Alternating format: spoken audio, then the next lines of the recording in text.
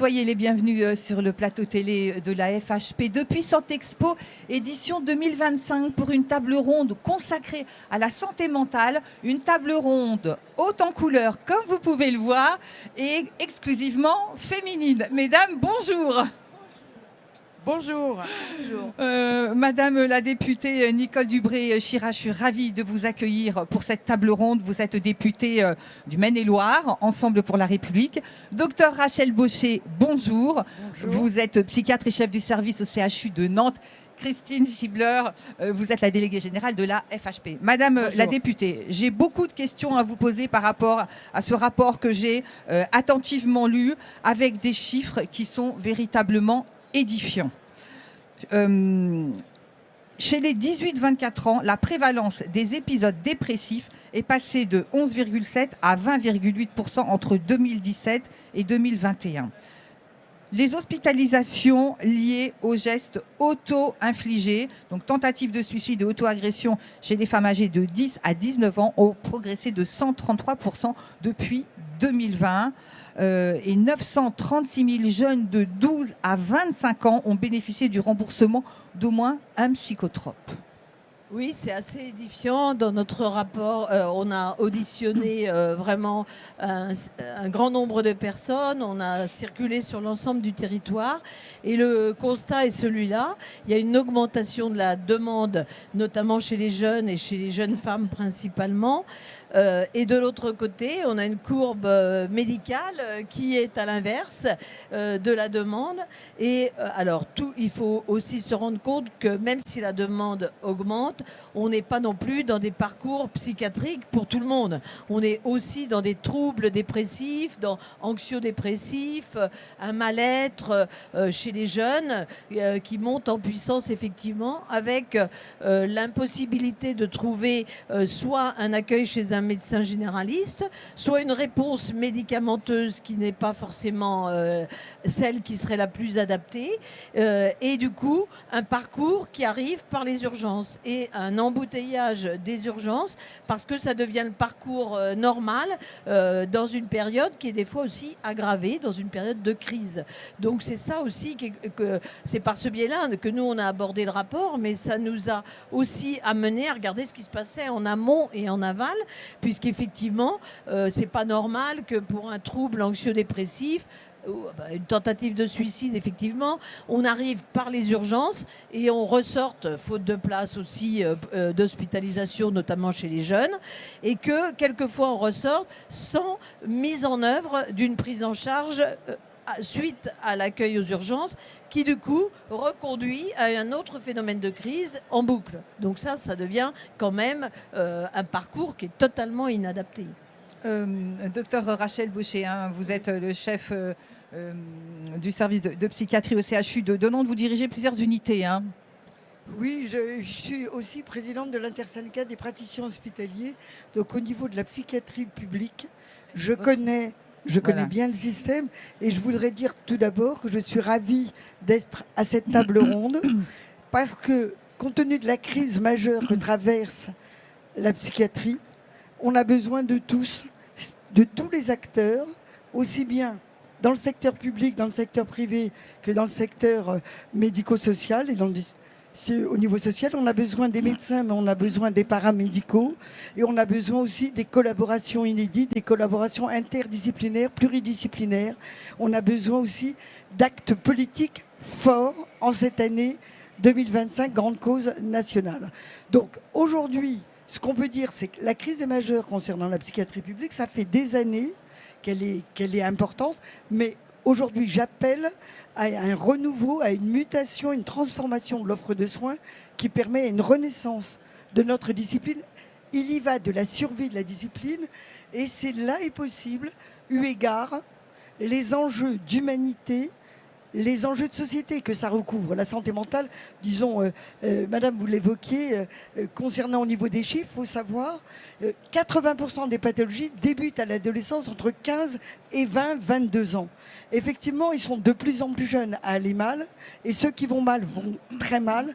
Mais ce que je peux vous dire, c'est qu'il y a toujours, parce que je crois que c'est important de le dire, 80% de jeunes qui vont très bien, d'adolescents qui vont très bien. Mais ceux qui vont mal, vont très mal, parce que aussi en face, on a un système qui dysfonctionne. Alors 2 choses. La psychiatrie s'occupe des disciplines médicales, mais la santé mentale s'occupe du socle du bien-être, et c'est le reflet du bien-être, et c'est aussi en fonction de l'environnement et du contexte. Et là, en cette année de grande cause nationale, il faut au moins penser à pouvoir faire évoluer le système sur ces différentes composantes. Alors peut-être que j'y reviendrai après sur les possibilités de solutions. Je voudrais dire juste, avant de passer la parole à ma voisine, c'est que ce que disait Richelieu, il ne faut pas tout craindre, il faut tout préparer. On ne peut pas se limiter au constat. Il faut aujourd'hui, au-delà des constats, proposer des solutions, parce que derrière, il y a non seulement une génération qu'on ne veut pas sacrifier, mais il y a des jeunes collègues, aussi bien des jeunes médecins ou des jeunes paramédicaux, qui sont prêts aussi à s'engager dans la discipline psychiatrie. Mais pour ça, il faut qu'on leur donne aussi des outils attractifs et une offre de soins attractive. Moi, dans mon service, il y a de nombreux médecins, ils viennent parce qu'on est de nombreux médecins, et comme vous l'avez dit, il y a de nombreuses innovations. Faisons en sorte que ça ne soit pas seulement dans certains endroits en France, mais qu'il y ait des politiques publiques globales au niveau du territoire qui puissent permettre qu'il n'y ait ni renoncement aux soins, ni aussi retard dans l'accès aux soins. Christine, les cliniques psychiatriques privées sont des acteurs à part entière de la prise en charge de la santé mentale. Donc, vous aussi, vous devez faire face à une hausse de la demande. Alors tout à fait. D'abord, je voudrais dire quelques mots de remerciement, puisque c'est moi qui invite quelque part. Donc, vous remercier infiniment, Madame la députée, pour votre présence et votre attention soutenue et constante à notre égard, puisqu'on a eu l'occasion de se rencontrer pas mal de fois, et je vous en remercie très sincèrement. Et te remercier, Rachel, pour tes mots. Et je voudrais réagir à ces mots. Tu dis tous ensemble, parce qu'on est dans une situation inédite et on a une responsabilité sociétale, finalement, de moyen terme. Pas simplement parce que les jeunes, ils deviendront des adultes et on ne peut pas ne pas les prendre en charge aujourd'hui. Donc je te remercie pour ces mots, et je tiens à te dire qu'on partage complètement ce point de vue.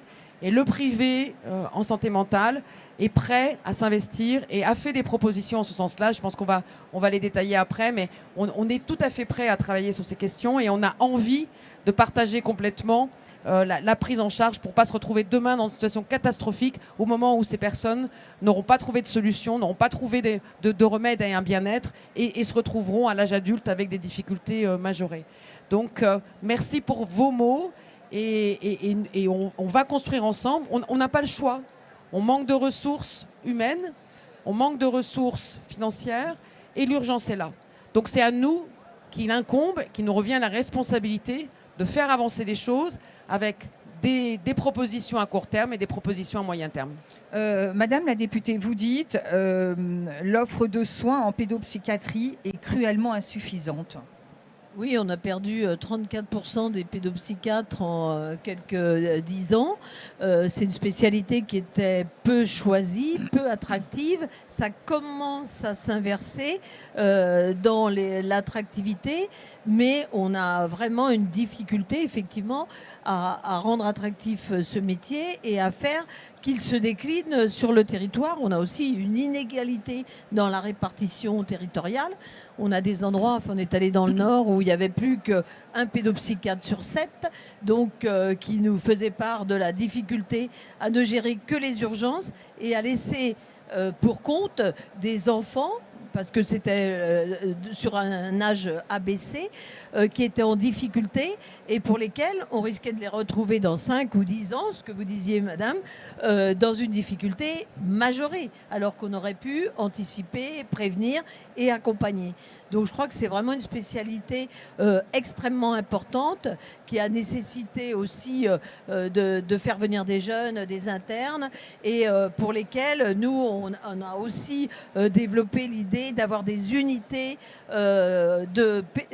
pour les ados, 13-20 ans, c'est un peu plus qu'ado, d'hospitalisation de courte durée pour justement les accueillir dans une période difficile ou de crise et mettre en œuvre toute l'accompagnement, la suite, les consultations, post-hospitalisation, de façon à mieux les accompagner dans les CMP ou en secteur libéral. Et je pense que là, on a un gros travail et je partage l'idée qu'on a besoin de toutes les forces du territoire, qu'elles soient libérales, privées, publiques, parce qu'aujourd'hui, on a besoin de se serrer les coudes et d'être partout sur le territoire à l'accompagnement, au dépistage extrêmement précoce, au repérage et à l'orientation adaptée aux besoins de la population. Docteur Rachel Baucher. Et puis je vous ferai réagir, Christine, sur les CMP après. Disons, là, déjà, je voudrais dire à Madame la députée qu'elle peut être satisfaite. Moi, dans mon service, au mois de... Disons, ça devait ouvrir là, c'est reculé de 2-3 mois. On a ce qu'on appelle un UHCD, unité de court séjour, qui permet d'apaiser la crise, de faire une évaluation non seulement du jeune, mais de ses parents, du contexte, et de permettre une orientation entre 1 et 5 jours. Effectivement, c'est une unité phare, il devrait y en avoir davantage, qui permet d'éviter le passage par les urgences où les patients ne font que rentrer et sortir, et qui permet... Ça veut dire qu'à travers, quand on crée une unité comme ça, on a un réseau avant et après, en amont et en aval. C'est vrai que ça veut dire qu'il y a une construction de l'offre de soins qui justifie ça. Donc, moi, je dirais directement sur les solutions. Je dis aujourd'hui, à la veille d'échéances importantes, aussi bien municipales que présidentielles, il faut que, au niveau non seulement la santé mentale, mais la psychiatrie soit grande cause nationale. Et la première chose, un peu comme il y a le centre pour le cancer qui est pas loin, comme pour le cancer, il faut un plan pluriannuel. C'est pas en 6 mois qu'on va changer les choses. C'est pas il faut qu'on mette des psychiatres là. Non, il faut un plan pluriannuel avec un institut pour la psychiatrie et santé mentale qui permet, de penser l'offre de soins, de penser à la transformation, à l'évolution de l'offre de soins avec avant, pendant, après, avec des éléments de prévention, de repérage précoce, avec des collaborations inédites. C'est-à-dire, je pense beaucoup au niveau des municipalités, comment on peut travailler avec le social, la culture, le sport, pour être dans le repérage précoce, dans la prévention, pour déceler les premiers signes. Après, reconfigurer l'offre de soins. Aujourd'hui, il y a une offre de soins qui est intéressante en termes de politique de secteur, mais qu'il faut élargir, qu'il faut ouvrir, qu'il faut, mettre en avant avec, comme je vois, il y a l'HAD par là, développer les allées vers l'hospitalisation à domicile, travailler également surtout sur la recherche en santé mentale, travailler sur des perspectives, des stratégies globales. Et pour ça, on a besoin de travailler non seulement au niveau ministériel, mais au niveau des villes, au niveau des municipalités, car il faut s'accrocher, merci, il faut s'accrocher sur les déterminants de santé. Aujourd'hui, 80% des déterminants de santé sont socio-économiques, biologiques, environnementaux. Et ça, c'est ce qui nous permet de maintenir un bon état de santé mentale. Et ça, la ville peut le faire, parce que ce soit l'urbanisme, l'architecture, les espaces verts, la culture, le sport ou le social, tout concourt à notre bien-être. Et si on commence à fléchir, à faiblir, à ce moment-là, c'est une souffrance. Et de la souffrance, on peut se transformer en maladie mentale avérée. Donc vous voyez, c'est pas seulement, on va demander de renforcer la pédopsychiatrie. Non, il faut développer une offre de soins qui va de la prévention, soins, post-cure, recherche, avec les allées vers l'hospitalisation à domicile. Et il faut de la durée dans les politiques publiques, au moins 5 à 7 ans. Et ce que je peux vous dire, c'est l'attractivité des carrières, que ce soit la psychiatrie adulte ou la pédopsychiatrie, se retrouvera dans une offre de soins attractive qui va de la prévention à la recherche, en posant par les soins et bien sûr sur l'innovation. On fait une journée à Lyon le 11 juin prochain sur toutes les innovations en psychiatrie. Il y en a beaucoup, auxquelles ce soit les innovations organisationnelles, que ce soit les innovations purement techniques, en proie avec le numérique, ou ça soit des innovations en lien avec les nouveaux médicaments et les nouvelles pratiques. Je peux vous dire qu'il y a tout un chantier qui fait que la psychiatrie de demain, elle est en train de se construire et elle commence maintenant en 2025. Alors, on va y venir avec les recommandations, Madame la députée. Et Christine, un mot sur les CMP. Alors, c'est vrai qu'aujourd'hui, les textes prévoient qu'on puisse ouvrir des CMP. Jusqu'à présent, c'était uniquement les établissements publics et puis les établissements ESPIC. Maintenant, c'est possible. Donc, nous, au niveau du privé, donc on a 200 cliniques. On fait 30% de l'offre, vous l'avez dit tout à l'heure. on représente 10% des financements. On est prêt à se mobiliser pour faire ça. On l'a proposé au ministère de la Santé. Pour autant, il faut le rendre possible. Et le rendre possible, c'est quoi? C'est nous donner des autorisations, mais aussi nous financer. Et c'est vrai que la réforme du financement en psychiatrie récente, aujourd'hui, pose des problèmes pour les nouvelles activités. Donc, on a besoin, tu le disais très justement tout à l'heure, avoir un projet pluriannuel. On partage complètement, d'ailleurs avec la FHF et toutes les autres fédérations hospitalières, l'objectif majeur que représente la visibilité sur quelques priorités. Et dans les priorités, c'est vrai qu'il y a une priorité qui est forcément, vous le disiez tout à l'heure, Madame la députée, l'attractivité de ces métiers-là et montrer justement, valoriser tout l'intérêt, toute la richesse de ces métiers-là, toutes les innovations qu'elles portent.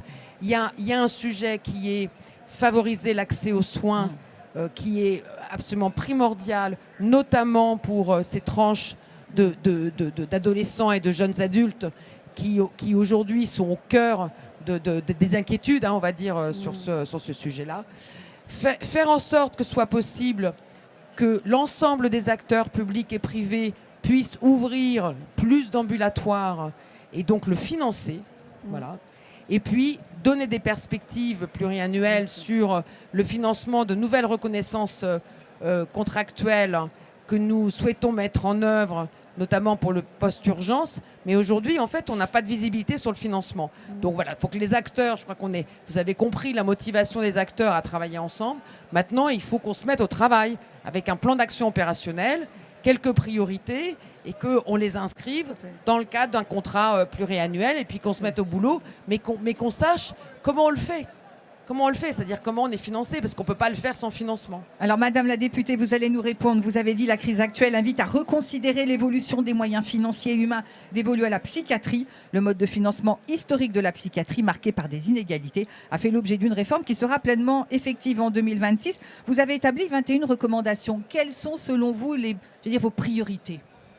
Alors, les priorités, elles sont effectivement... on est dans une année grande cause nationale qui a été déclarée par Michel Barnier, puis reprise par Monsieur Bayrou. Aujourd'hui, 2025, ça fait 5 mois que cette année est grande cause nationale et on n'a pas l'ombre d'une action mise en œuvre. Donc, si vous voulez, nous, le rapport qu'on avait fait, on ne voulait pas que ce soit un énième rapport qui cale le placard, mais vraiment l'envie de décliner des actions dans le temps, comme vous le dites, des actions rapides, peut-être plus ou moins coûteuses, et d'autres à plus long terme, parce qu'effectivement, on est dans un secteur aussi qui a développé de multiples initiatives. C'est une richesse, mais c'est à la fois une difficulté, parce que c'est des initiatives qui sont coûteuses et qui ne sont pas lisibles pour le patient ou la famille, parce qu'on a des secteurs qui ont un nom et qui font des activités, et puis d'autres qui n'ont pas le même nom mais qui font les mêmes activités. Donc on a des projets multiples et variés qui ne sont pas pérennes dans le temps et qui posent problème aussi dans la suite. Et donc il faut aussi éclaircir ce panel, je dirais, d'activités, et c'est à tous les niveaux. C'est-à-dire que nous, on part du repérage. Le repérage, c'est notamment au niveau de la santé scolaire. On a énormément besoin d'infirmières scolaires pour que les enfants puissent être repérés par rapport au harcèlement, aux difficultés sociales, physiques, psychologiques. Donc on a absolument besoin d'un repérage précoce, de la formation des médecins généralistes. Tous les endroits où la formation a été développée ont arrêté ces formations faute de personnes qui suivaient ces formations. Or, on a une inadaptation totale des prescriptions par rapport aux besoins.